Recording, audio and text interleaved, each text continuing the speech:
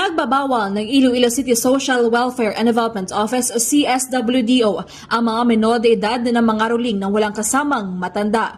Sa panayam ng K5 News of Iloilo kay Merlin Gison, CSWDO Assistant Head, na ang pagbabawas sa mga menor de edad para maiwasan ang kapahamakan at gulo at bilang pagsunod na din sa curfew para sa mga minors sa lungsod ng Iloilo. Dagdag pa ni Gisno na pamumunuan ng punong barangay ang pagbabantay kasama ng mga tanod sa mga menor de edad na walang kasamang matanda sa pangangarulinga. Ipapatawag ng barangay ang mga magulang ng mga menor de edad na mahuhuling di sumusunod sa mandato ng lungsod.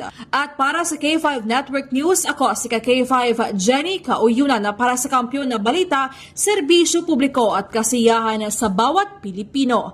K5 News FM. K5 News FM. News FM.